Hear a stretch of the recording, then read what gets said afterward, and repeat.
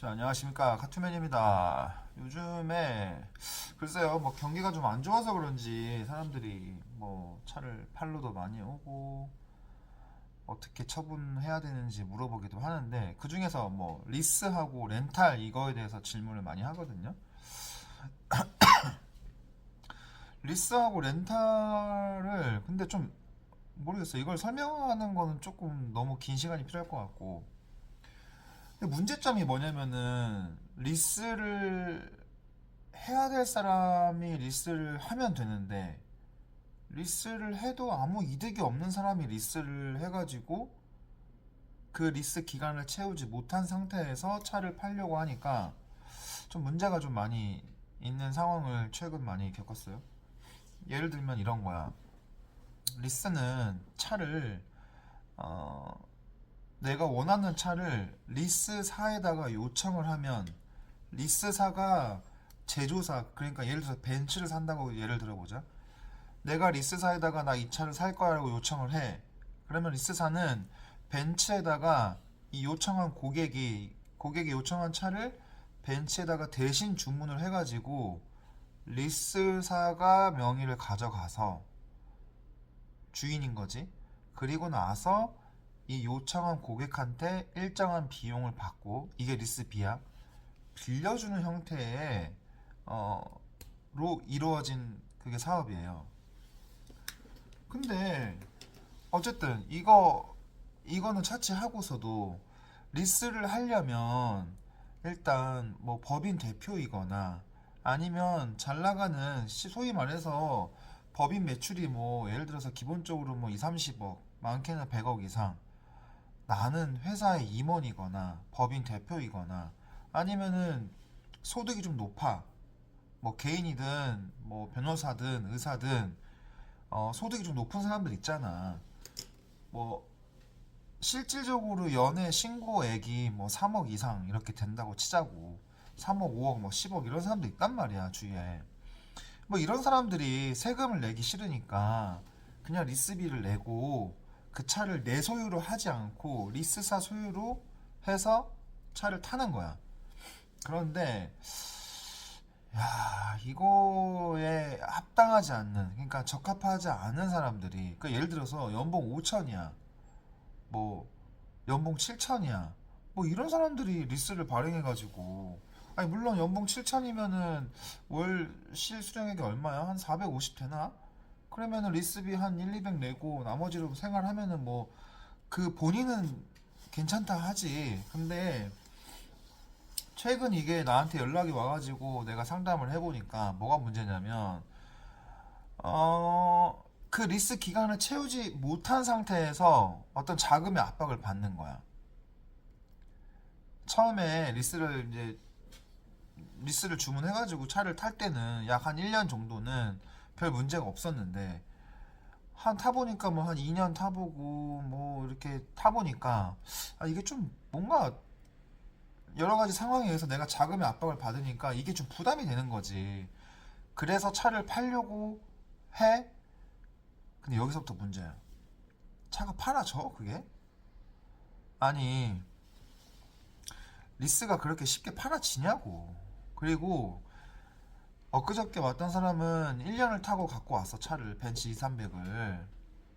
근데 1년을 타고 차가 나한테 왔는데 이 사람이 차를 처분하려면, 그냥 그 사례를 얘기할게요. 거의 2,500, 3천만 원을 내고 차를 팔아야 된다고, 그 사람이.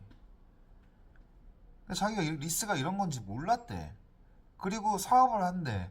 근데 사업이 소득이 많지가 않아, 또 살짝 물어보니까.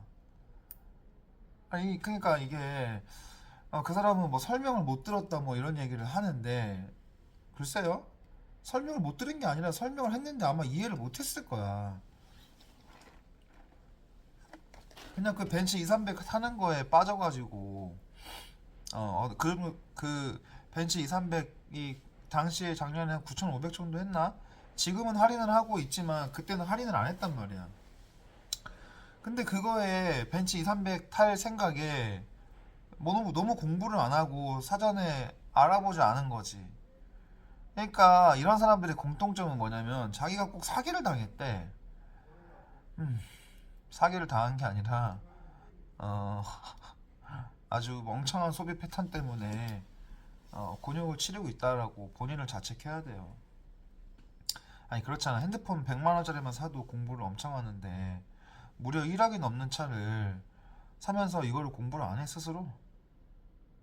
이거를 막 따져 묻고 그 영업사원을 귀찮게 하고 뭐 그런 게 없어? 아휴 나 이게 미치겠어 이런 거 보면. 차 봐봐.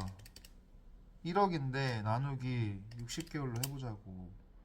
원금만 166만 원이야. 원금만.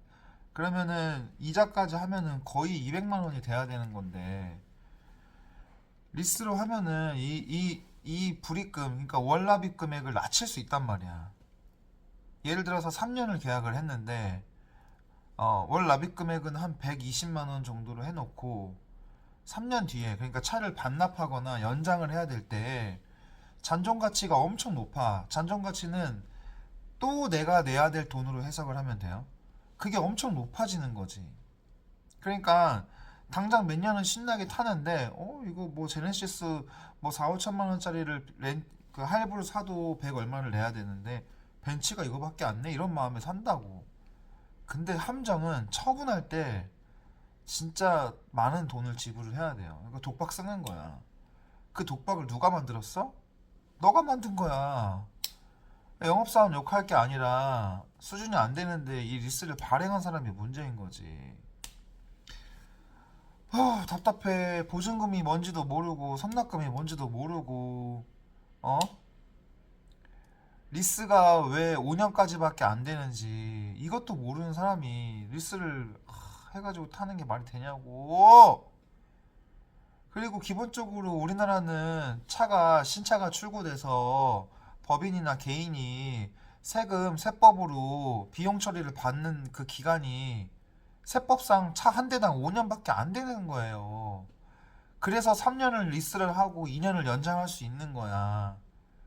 알겠어요? 그리고 5년이 채워지면은 차를 반납하든지 내가 리스 인수를 하든지 그 두 가지 옵션이 있는 거예요. 아니면 중고차 딜러샵에 팔든지. 어휴, 깝깝스러워 정말. 그러니까 내가 말했잖아. 돈 없으면 사지 말라고. 리스도 1억짜리를 발행하려면 통장에 내가 어떠한 상황이 생겨도 이거를 막을 수 있는 돈이 적어도 1억은 있어야지. 적어도 5천 원 있어야지. 아니 1년 타고 차를 팔러 왔어. 벤츠 2, 300 타는 사람이 돈 3천이 없어가지고 이걸 못 팔고 가는 게 말이 돼? 내가 못 사서 지금 이렇게 얘기하는 게 아니라 이거 웃기잖아요. 존나 병신 같잖아. 차의 기준을 낮추라고. 막말로 1년에 3억 못 벌면 그냥 국산차 타. 그랜저 타고 아반떼 타라고. 2, 300 탄다고 부자로 보이지가 않아요. 할 말은 진짜 너무 많은데 여기까지만 할게. 똑바로 들어. 비싼 차 타지 마. 모닝, 아반떼, 그랜저 타. 알았지? 그리고 리스 상담 받고 싶으면 영업사원한테 상담 받는 게 아니라 그냥 나한테 와. 내가 알려줄게. 알았죠? 깝깝해. 아무튼 잔소리는 여기서 끝. 뻔!